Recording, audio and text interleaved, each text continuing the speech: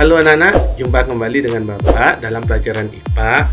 Kali ini kita akan belajar tentang pokok bahasan atom, atau sering dulu kita belajar dalam kimia ya, mengenai atom, ion, dan molekul.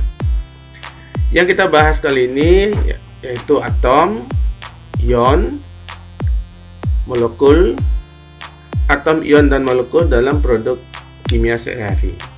Nah, kita lanjut ke atom.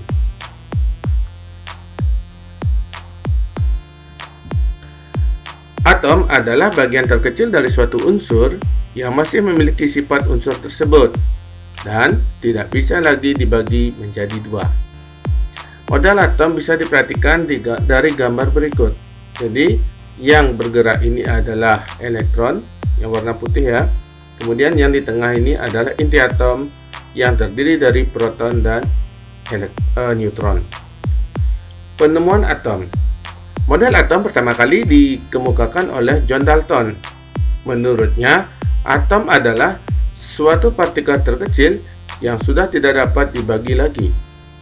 Lalu, pada tahun 1897, J.J. Thomson menemukan elektron. Kemudian, proton ditemukan oleh Ernest Rutherford pada tahun 1911. Dan neutron oleh James Chadwick ya pada tahun 1932. Sekarang para ahli meyakini bahwa atom terdiri atas 3 jenis partikel dasar, yaitu proton, elektron, dan neutron.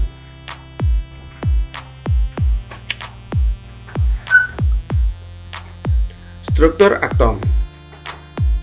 Struktur atom, Niels Bohr berhasil memenangkan hadiah Nobel pada tahun 1922 berkat hasil karyanya mengenai struktur atom.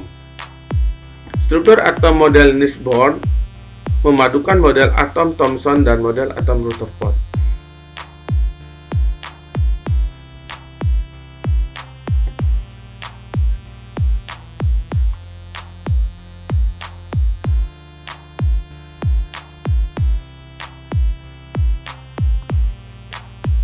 Model atom Thomson ini bahwa atom terdiri dari muatan positif dan muatan negatif.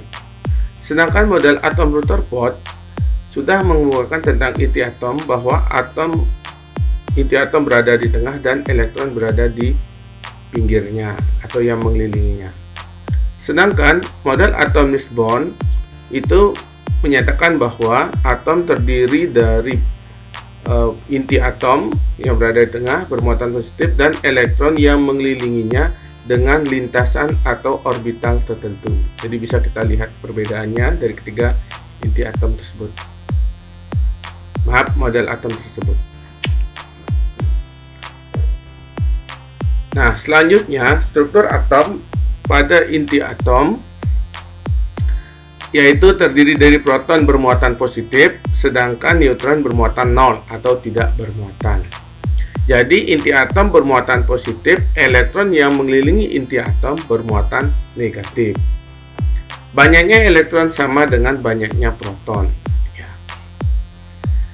Jadi susunan atom, misalnya contoh ini ada atom C dengan nomor atom 6. Kemudian massa atomnya adalah 12,011 ya. Nah, jadi ini model atomnya. Sedangkan gambaran dari atom itu terdiri dari ada inti atom, yaitu bisa kita tunjuk di sini, ini yang coklat itu neutron, proton yang hijau, dan yang putih ini elektron. Sedangkan yang warna kuning ini adalah lintasan atau orbitnya. Nah, sekarang Pak jelaskan tentang apa itu isotop, apa itu isobar. Jadi isotop itu adalah atom-atom yang mempunyai nomor atom sama tetapi mempunyai nomor massa berbeda. Jadi sekali lagi, isotop adalah atom-atom yang mempunyai nomor atom sama tetapi mempunyai nomor massa berbeda. Nah, sedangkan isobar adalah atom-atom yang nomor atomnya berbeda, unsurnya berbeda, tetapi nomor massanya sama.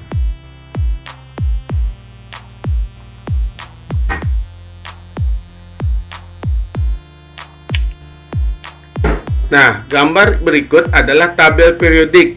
Jadi, kalau kalian ingin belajar memahami tentang kimia, alangkah baiknya kepada siswa memiliki salah satu tabel periodik seperti ini. Tampilannya ada nama-nama unsur seperti ini: hidrogen, litium, dan seterusnya. Barium ada golongan 1A, 2A, 3A, 4A, 5A sampai dengan 8A.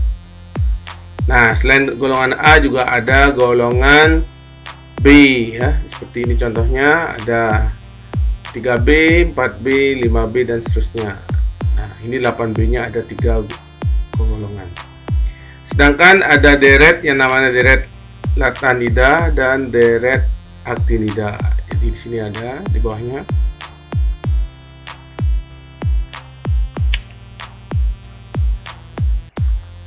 Sekarang kita lanjut ke ion. Atom yang bermuatan positif atau negatif disebut dengan ion. Ion adalah partikel bermuatan listrik yang terbentuk jika suatu atom kehilangan atau mendapat elektron, satu elektron atau lebih. Jadi, ion itu terbentuk apabila ada perubahan jumlah elektron dalam atom tersebut. Sebuah atom dapat bermuatan negatif atau sering disebut dengan anion satu bila atom tersebut menangkap sebuah elektron, dan sebaliknya atom dapat bermuatan positif atau kation satu bila atom tersebut melepas satu elektron. Jadi kalau dia melepas elektron jadi positif, kalau dia menerima elektron atomnya menjadi negatif. Mari kita lihat. Bagaimanakah cara terbentuknya ion negatif dan ion positif?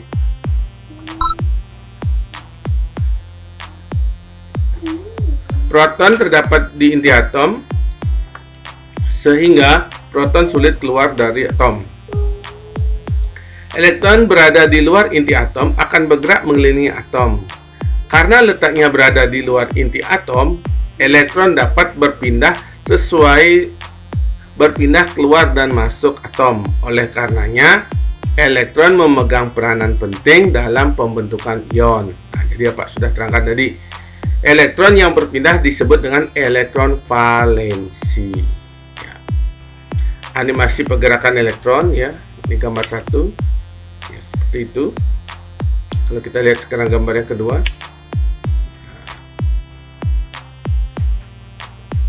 lagi. Di sini ada 3 elektron yang terluar ya, 3 elektron terluar. Sekarang kita lihat di 2. Jadi yang satu itu sudah sudah pindah, sehingga ini sekarang bermuatan positif. Kembali tentang ion. Untuk mengetahui ada berapa jumlah elektron valensi yang dimiliki suatu atom, kita harus mengetahui susunan elektron. Lalu bagaimana cara membuat konfigurasi elektron dari suatu atom dan masing-masing kulitnya? Mari perhatikan berikut ini. Kulit atom itu dibuat kulit nomor 1, 2, 3, dan 4 sampai kulit ke N. Nah, dalam hal ini kita bahas tentang kulit K, kulit L, M, N. Nah, jumlah atom maksimum pada tiap kulit menggunakan rumus ini, 2N kuadrat. Apabila N-nya 1, maka 2 kali 1 kuadrat 2. Nah, apabila kulit N-nya sama 2, 2 kuadrat 4 kali 2, 8, dan seterusnya. Jadi ini dia, 2, 8, 18, 32. Dengan rumus 2N kuadrat. Isi penuh sebanyak mungkin kulit ya, mulai dari kulit K, kemudian hitung jumlah elektron yang tersisa. Artinya, setiap konfigurasi elektron kita harus mulai dari kulit K, setelah kulit K baru kulit L, M, N, dan seterusnya, seperti itu. Nah, seperti contoh dari atom natrium ini yang memiliki jumlah elektron 11, jadi kulit K berisi 2, kulit L berisi 8, itu baru 10, dan kulit yang terakhir M itu berisi 1. Sehingga kalau kita dijumlahkan total sama dengan 11. 281. Nah, contoh bagaimana konfigurasi elektron untuk atom kalium yang bernomor atom 19.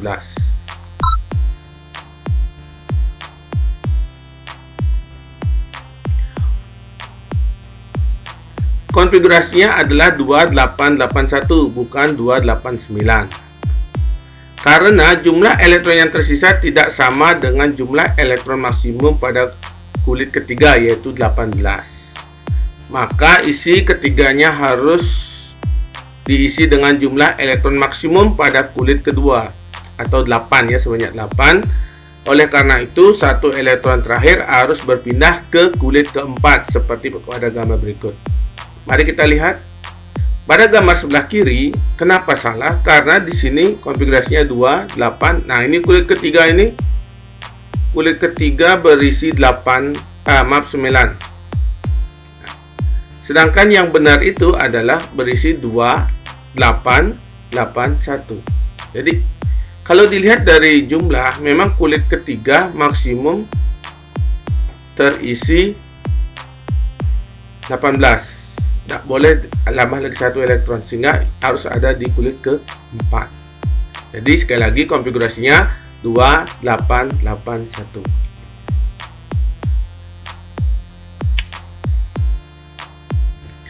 Bagaimana konfigurasi elektron 20 unsur pertama pada tabel periode unsur? Nah, jadi kita bisa lihat sekarang.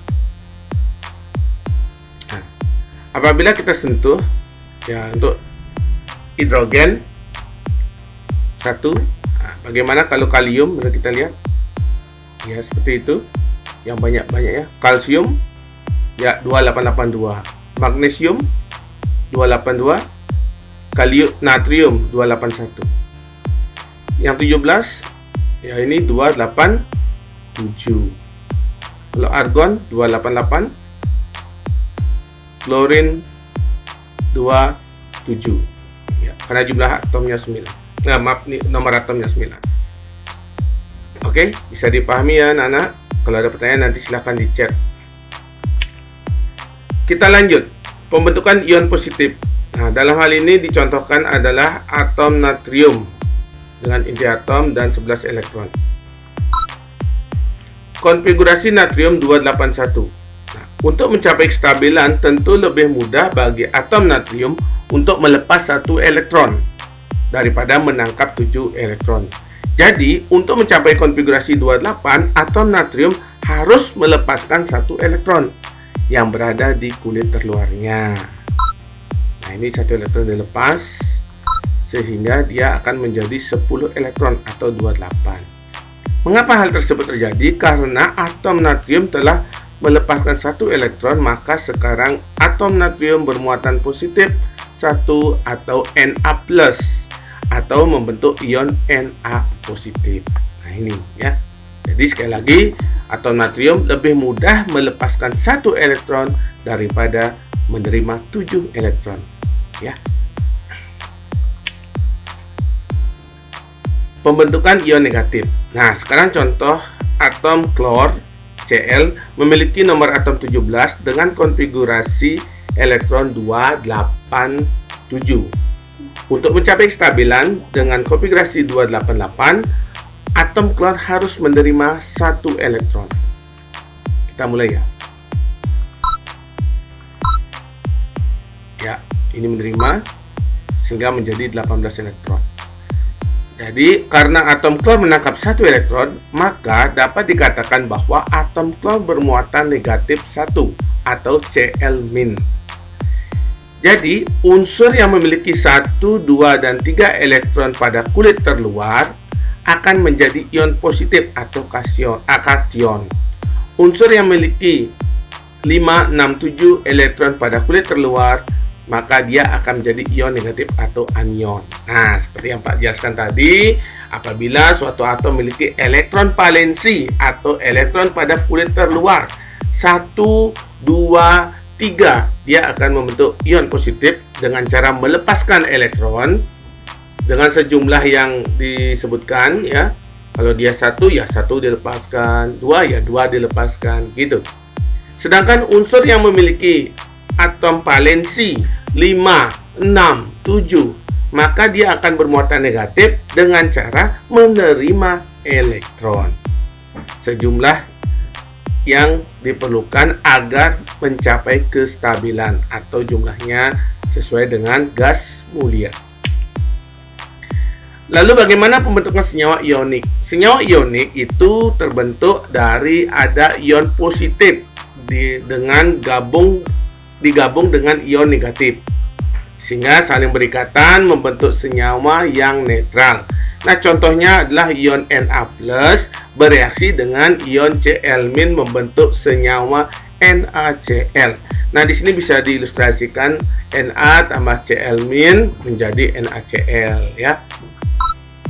Nah, atom Na 2881, atom Cl 2887. Sehingga dia jadi sekali lagi tadi Na melepas satu elektron menuju Cl ya. Dan jadinya adalah ion Na+ dan ion Cl-. Senyawa yang terbentuk dari ion positif dan ion negatif disebut dengan senyawa ionik atau senyawa ion, gitu aja ya. Jadi senyawa ion memiliki titik leleh yang tinggi. Hal ini karena senyawa tersebut dapat berikatan sangat kuat antara ion-ion yang membentuknya. Untuk memutuskan ikatan antara ion-ion dibutuhkan energi yang sangat tinggi.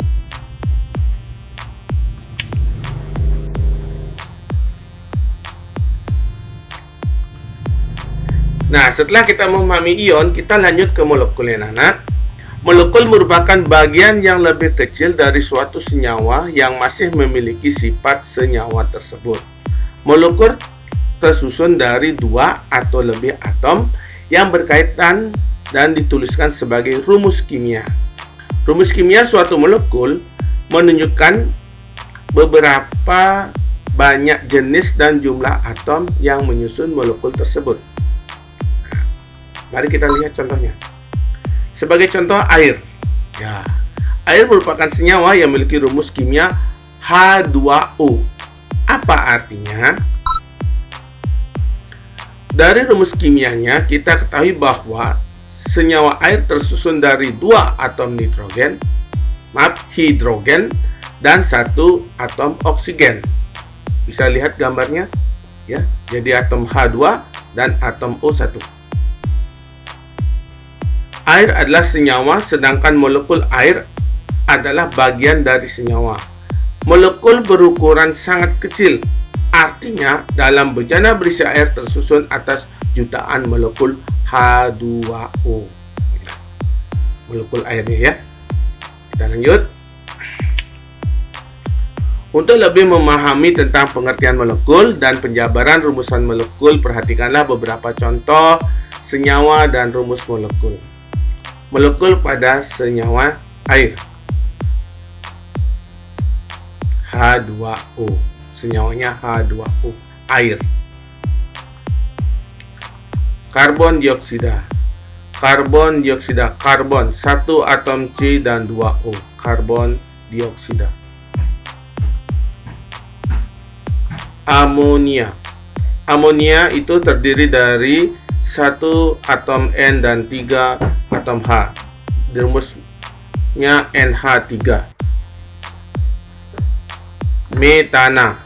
Metana ini senyawa yang terdiri dari 1 atom C dan 4 atom H, sehingga ditulis dengan CH4. Asam sulfat. Asam sulfat itu terdiri dari 2 atom H, H2, 1 atom S dan O-nya 4. Nah, jadi asam sulfat H2SO4. Sering kita sebut dengan air aki ya, termasuk dengan asam kuat. Nah, ini juga korosif ya, sifatnya air keras anak-anak. Nah, demikian contoh dari molekul.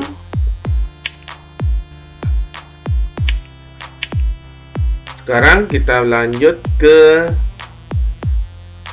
atom ion molekul dalam produk kimia sehari-hari. Nah, rumus kimia suatu molekul menunjukkan beberapa banyak jenis dan jumlah atom yang menyusun molekul tersebut. Nah, ini sudah tadi kita bahas.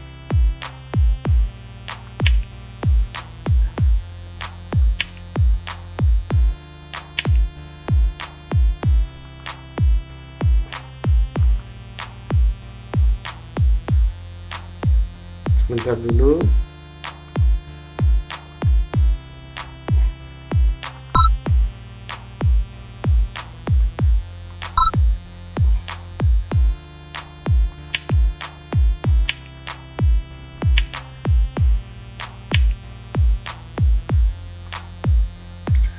Untuk produknya nanti kita bahas di bab berikutnya ya. Sekarang kita coba ke evaluasi, mohon diperhatikan karena nanti ulangannya atau penilaiannya bisa ambil juga dari sini.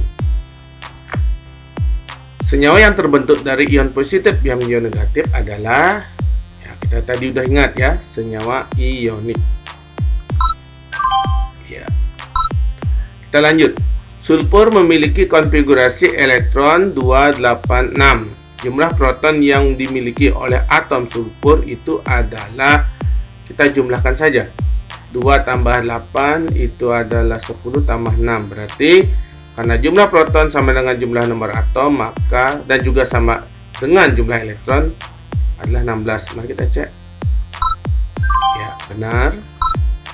Molekul penyusun karet. Penyusun karet ini adalah, kalau sukrosa rasanya tidak, karena ini gula ya. Iso, penting, fruktosa juga gula. Ini adalah 2. Kita coba yang iso. Coba dulu. Ya, betul ya. Isoprena. Kita lanjut. Neutron memiliki muatan. Nah, neutron itu yang dalam inti atom tidak bermuatan ya. Ya, kita lanjut dulu. Berikut ini termasuk senyawa ionik adalah senyawa ionik berarti gabungan dari kation dan anion atau senyawa ion. Yang termasuk, kalau gas amonia ini bukan, logam besi juga bukan, kalium klorida, kalium CaCl2 ini. Kalau ini molekul airnya ya. Atom-atom yang nomor atomnya berbeda, unsur berbeda tapi nomor massa sama. Nah, lalu nomor massa sama apa tadi? Isobar ya. Partikel atom yang megang peranan dalam pembentukan ion adalah, nah, yang bentuk ion itu apa tadi? Ya, ini elektron. Kita lanjut. Model atom pertama kali ditemukan oleh, masih ingat anak-anak tadi apa? Thomson. Ini nemu proton. Dalton ya. Rutherford itu apa tadi? Penemu proton, elektron. Bohr juga sama ya. Terdapat suatu atom memiliki data sebagai berikut. Pernyataan yang salah. Nah, yang salah ini yang diminta. Ini nomor atom, nomor massa. Jumlah proton 24. Nah, ini pasti salah ini. Nomor atom 12 betul, nomor massa 24 betul, jumlah yang salah ya A. Oke, kita lanjut nomor 10. Berikut ini merupakan contoh senyawa ionik kecuali. Nah, ini kecualinya. Tembaga sulfat, tembaga Cu ya, Cu2+, sulfat A2SO4 2- ya, SO4 2-. Nah, jadi CuSO4 itu ya. Kalau natrium karbonat, natrium Na+, karbonat CO3 2- ya, bisa juga. Magnesium karbonat ya, karbon monoksida. Nah, karbon monoksida ini karbon, dia bukan logam, monoksida juga bukan logam. Jadi anak-anak, senyawa ionik selain dia berasal dari ion juga senyawa yang terbentuk dari senyawa logam dengan non-logam. Partikel terkecil suatu unsur yang memiliki sifat unsur itu disebut dengan atom. Ini sudah tadi ya. Kita lanjut lagi. Molekul yang berukuran besar disebut Kalau polimer bukan mikro, makro ya, pasti makro. Jumlah muatan suatu ion bergantung pada, nah muatannya